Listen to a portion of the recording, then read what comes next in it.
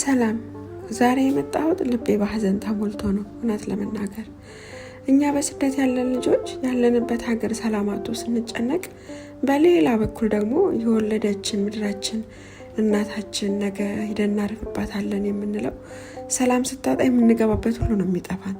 እውነት አሁን ሰሞኑን ከሀገር ቤት በተለይ ከአዲስ አካባቢ የምንሰማው ነገር በጣም እየከበደን ነው። ንጹሃን ወገኖቻችን፣ ምስኪን ህፃናትና እናቶች፣ አባቶች፣ ካህናቶች በግፍ ህይወታቸው እየጠፋ ነው ሲባል ሰምቶ ዝም የሚል ልብ ያለው አለ? የለም። በዚህ ጊዜ መፍትሄ ሰጪው እግዚአብሔር ብቻ ነው። ከእርሱ በቀር ማንም የለንም። በሰው ሀገር ሆነን የራሳችን ፍርሃትና ስደት እየታገልን ደግሞ የሀገር ቤት ለቅሶ ወሬ ሲጨመርበት ጭንቀቱ ጥፍ ድርብ ነው የሚሆንብን።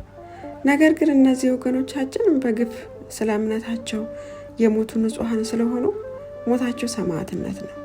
ስለዚህ ነፍስ ይማር አንላቸውም ብዬ አምናለሁ እኔ በግሌ። ምክንያቱም ሰማዕታት ቀጥታ ወደ ፈጣሪያቸው ፊት ነው የሚቆሙት። ይልቁኑ የሰማዕታቱ በረከት ይደርብን፣ እግዚአብሔር ለሀገራችን አምላክ ይሁንልን ነው ማለት ያለብን። ጌታችን ኢየሱስ ክርስቶስ በወንጌል ላይ ስለ መጨረሻው ዘመንና ስለሚመጣው መከራ አስቀድሞ ተናግሯል። በማቴዎስ ወንጌል ባልሳሳት ምዕራፍ 24 ቁጥር 9-8 ላይ አካባቢ ስለ ስሜን በአሕዛብ ሁሉ የተጠላችሁ ትሆናላችሁ ይላል። አዎ ቃሉ እየተፈጸመ ነው። መከራው በዝቶብናል። እኛ ግን በዚህ ሁሉ መከራ ውስጥ ሆነን ወደ ሰማይ አባታችን እጆቻችንን እንዘርጋ።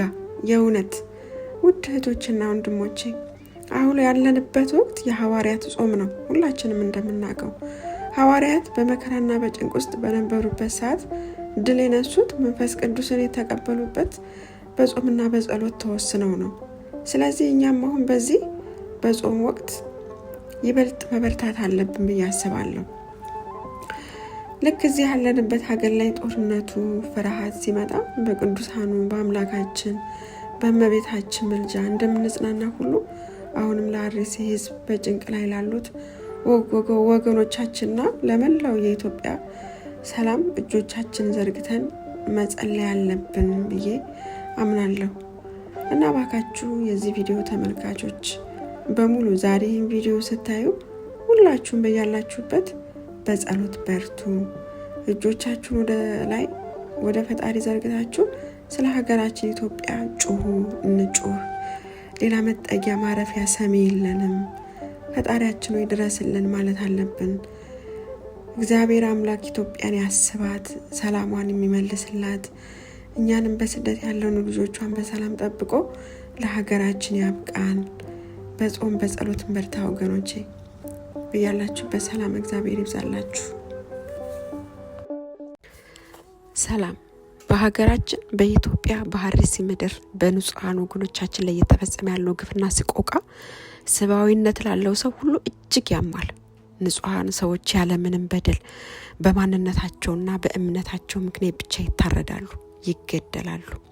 የእግዚአብሔር ማደሪያ የሆኑት ቅዱሳን አብያተ ክርስቲያናት በእሳት ይቃጠላሉ።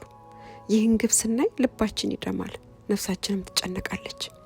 ግን በዚህ ዘመን በእኛ ላይ እየደረሰ ላለው መከራ መጽሐፍ ቅዱስ አስቀድሞ በግልጽ ነግሮናል። በሮሜዮ ምዕራፍ 8 ቁጥር 36 ላይ እንዲህ ብሎ ተጽፏል።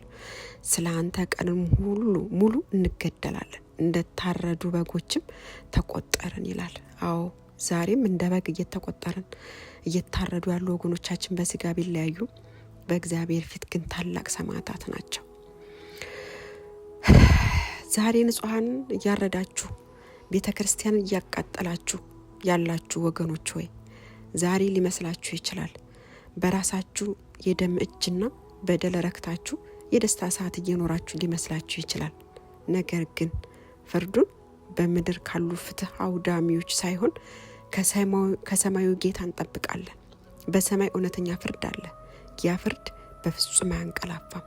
የምድር ፍትህ ቢጓደልም የፈጣሪ ፍርድ ግን እውነተኛና የማይታጠፍ ነውና በዚህ ዘመን እኛ ፍትህን ከሰው አንፈልግም። ስለሌለ ፍትህ ከፈጣሪ ብቻ ነው የምንሻው። የሰው ጫጫታ የኛም ጩኸት ከሰሞን ነው። ዛሬ ይጮሃል፣ ነገ ይረሳል፣ አይተነዋልም። የእግዚአብሔር ፍርድ ግን ዘላቂ ነውና በትጋት እንጠብቀዋለን። አያሳፍረንም። ስለዚህ ወገኖቼ በጫጫታ ሳይሆን በጸሎትን በርታ። ክንዳችን ጸሎታችን ብቻ ነው በዚህ ዘመን። ለተገደሉትና ለታረዱት ወገኖቻችን ቅዱሳን ሰማዕታት ናቸውና ፈጣሪ በክብር በገነት ያኖረልን። በዚህ ከባድ መከራ ውስጥ አልፈው በእምነታቸው ይዘው ጸሎታቸውና በህይወት ላሉት ደግሞ ፈጣሪ ከሰማይ ታላቁን መጽናኛ ጥበቃውን ይላክላቸው ለማለት እወዳለሁ። እግዚአብሔር አምላክ ከቅዱሳኖቹ ጋር ሆኖ ይታደገን፣ ይማረን። ሌላ ማንም የለንም።